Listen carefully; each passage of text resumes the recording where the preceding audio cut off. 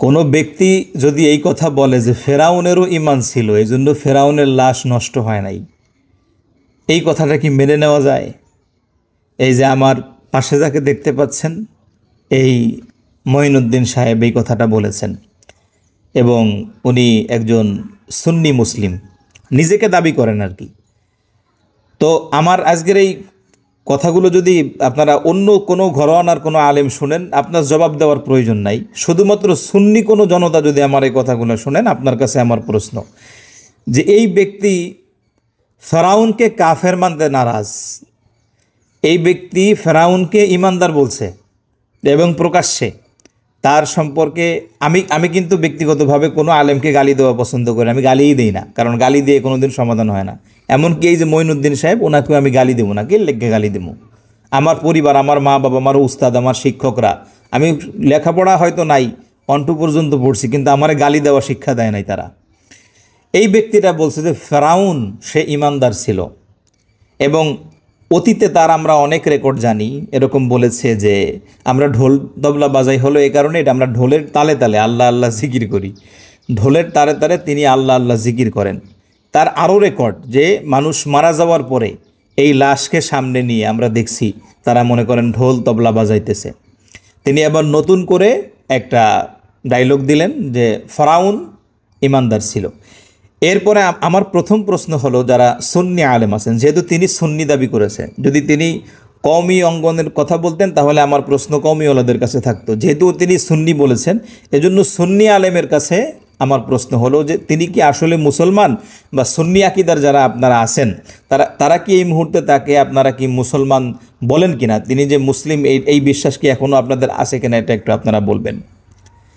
ফেরাউন সম্পর্কে বলতে গিয়ে ফেরাউন উনি মূল কথা বলতে গেছে হলো ওই যে নুরান পাগলা আছে না আপনার যে ফরিদপুরের, এই লোকটাকে নিয়ে বলতে যে উনি বলছে যে নুরান পাগলাও ইমানদার, আর একদম প্রকাশ্যে এইভাবে বলছে যে ফেরাউনের ইমান ছিল বিধায় ফেরাউন মৃত্যুর এত বছর পরেও তার লাশ এখনো পর্যন্ত নষ্ট হয় নাই।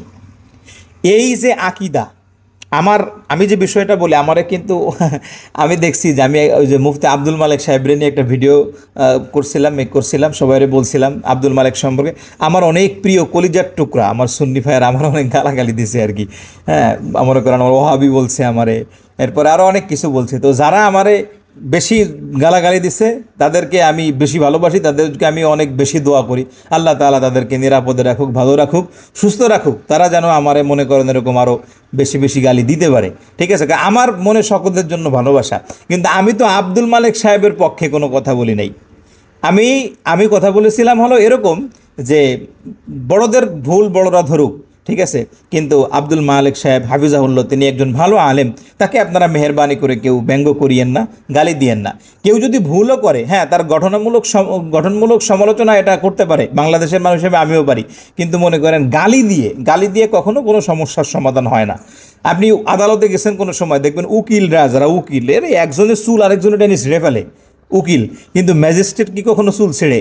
ম্যাজিস্ট্রেট রিল্যাক্স একদম বাদশার মতো বসে থাকে, কারণ ম্যাজিস্ট্রেট জানে যে ওরা যতই চুল ছেড়ি করুক না কেন, আমরা হলো কলমের একটা খোসা, এই কলম দিয়ে টান দিব, এক টানে ফাঁসিও হয়ে যাইতে পারে, আবার কলম দিয়ে টান দিলে বেকসুর খালাসও হয়ে যাইতে পারে। ম্যাজিস্ট্রেট কিন্তু কোনোদিন আপনার চিল্লায় না। এজন্য আমি বলবো যে সে যে ঘরোয়ানার হোক না কেন, যে এই বেটাই যে ফেরাউন রে বলছে ফেরাউন ভালো লোক ছিল, আমার মনে হয় আমি তারেও গালি দেবো না। কোন কারণে? আমার কথা হলো গালি দিয়ে কোনো দিন সমাধান হয় না, গালি দিয়ে কোশ্চিন কালেও কোনো দিন সমাধান হয়েছেও না, এখনও হবে না। কিন্তু এই মনে করেন আমি যে বিষয়টা বলতে চাই এটা হলো, যারা সুন্নি ঘরানার উলামা একরাম রয়েছেন, যারা সুন্নি জনতা বা সুন্নিদের ভিতর থেকে যারা বড় বড় আলেম, তাদের বক্তব্য পরিষ্কার করা দরকার, তাদের বক্তব্য ক্লিয়ার করা দরকার যে এই মঈন ভাই সহ, মঈন সাহেব সহ, এইরকম আরও যারা আছে তাদের আকিদা কি আসলে সুন্নি আলেমরা তাদের আকিদার সঙ্গে তাদের আকিদা কি এক কিনা, এটা হলো প্রথম।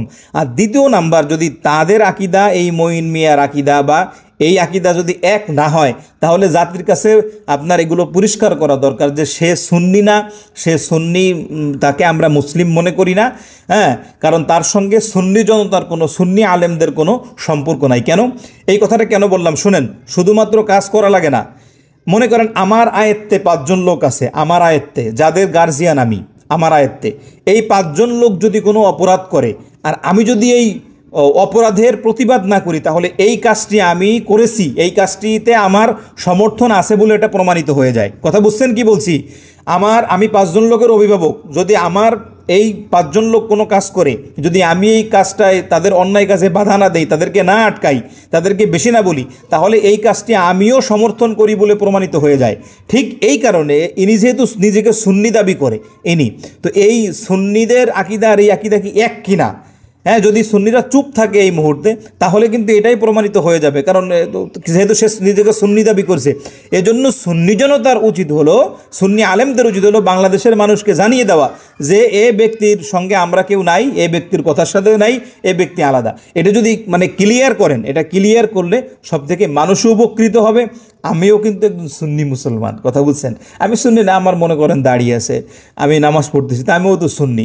আমি ভাত খাইতে গেলে, এটা ইবাদত বলতেছি না, ভাত খাইতে গেলে আমি দস্তারখানা পিছিয়ে খাবার খাই, 5 ওয়াক্ত নামাজ পড়ি আলহামদুলিল্লাহ। তো 60-70 রেকাত নফল নামাজ না পড়তে পারি, কিন্তু 5 ওয়াক্ত নামাজ তো পড়ি, তাহলে তো আমিও সুন্নি। আমি আমি অন্য কোনো কিছু? তো এই যে সুন্নি নামকরণ করে যেগুলো করতেছে, এই ব্যাপারে আশা করি সুন্নি উলামা একরাম কিছু বলবেন।